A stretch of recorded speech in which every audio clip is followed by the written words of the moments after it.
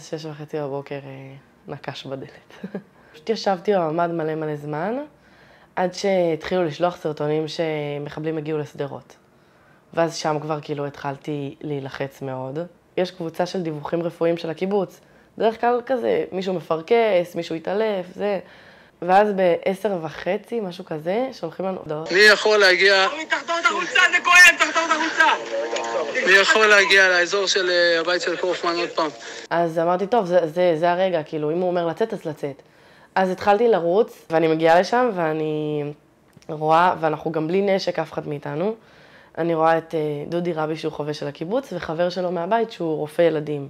אז הוא כביכול היה, כאילו, רופא או הסמכות הרפואית הגבוהה. אחד הפצועים, צורח מכאבים, ופשוט לא היה לנו כלום. לא היה לנו תרופה למשכך כאב, לא היה לנו שום דבר. אתה מרגיש פשוט חסר אונים, כי אין לך מה לעשות, אין לך איך להציל, וגם אתה כנראה כאילו הולך למות. כי ברגע שבא לפה מחבל הוא מרסס אותך. כי אין לך נשק ואין לך כלום, ואתה באמצע הקיבוץ ואין לך למי להתקשר גם. אחרי רבע שעה הביאו עוד פצוע. הוא לא צרח מכאבים כי הוא לא ממש יכל, אבל הוא כן דיבר. הוא אמר, כואב לי, תעזרו לי. בו זמנית, כאילו שאנחנו במזכירות, יש צבע אדום כמובן, ויש עדיין מחבלים בקיבוץ. אז תכלס במזכירות לא היה יותר מדי מה לעשות חוץ מלצעוק על הצבא, לברוח לממ"ד שצריך, או שפשוט לשכב לידם על הרצפה, כאילו ליד הפצועים, כי אתה צריך לטפל בהם. זהו, ואז בשעה 1:30 אנחנו שומעים קולות של רעשים, של נשקים ודברים. אז עופר, אחד החובשים שהוא היה עם אקדח, אמר לנו, תתחבאו, והם צועקים, זה צה"ל, זה צה"ל, זה צה"ל. ואתה רואה מלא מלא חיילים במדים ונשקים. אז אני ברגע שהם הגיעו לקחתי שני חובשים שהיו אצלם, ואמרתי להם, בואו, והייתי כבר בשלב הזה מאוד מסוחררת, עם מאוד רצון להקיא כבר, וכאב לי הבט, כאילו כבר לא הייתי שם, לא הייתי שם, הייתי שם בראש, אבל כאילו לא באמת, הרגשתי שעוד שנייה הולכת להתעלף. ואז אנחנו שומעים הפגזה, ו4 חיילים של כאילו לוחמים צועקים פצוע, פצוע, פצוע, פצוע. באותו רגע אמרתי, אומייגאד, לא עוד אחד, לא פנויה לזה. ואז הם נכנסים עם לוחם, והוא ממש התחיל לרעוד. אני הייתי על הראש, הורדנו לו את הקסדה, וראיתי כאילו שאין לו סיכוי.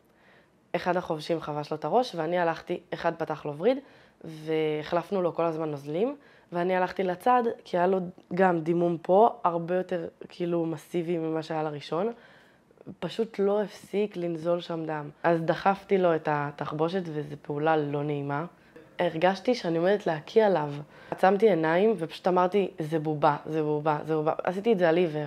ואז בערך בשעה 2:30, 3, פלוס מינוס, התחלנו את זה ב-11, כן? הרכב של הקיבוץ התפנה, והם החליטו להתחיל להוציא את הפצועים. ואז הסיעו אותי עם רכב צבאי לבית, ושם כבר פגשתי את אמא. הלכנו לממ"ד לישון, ואז קמים בבוקר לעוד יום נורא, יותר מהקודם. בערך ב6:50 הם שולחים הודעות בקיבוץ, ממש על הדקות כאילו. כולם לצאת עכשיו, כאילו עכשיו יוצאים. מה שהכנתם, קחו איתכם, מה שלא, תקנו באילת. וזהו, ואז אתה מתחיל את נסיעת המוות בערך. אתה פתאום מגלה, הוא נהרג והוא מת והוא ככה והוא נחטף והוא זה והוא זה, וסריה כאילו שאתה כבר לא זוכר. וזהו, ואז הגענו לאילת ורציתי למות.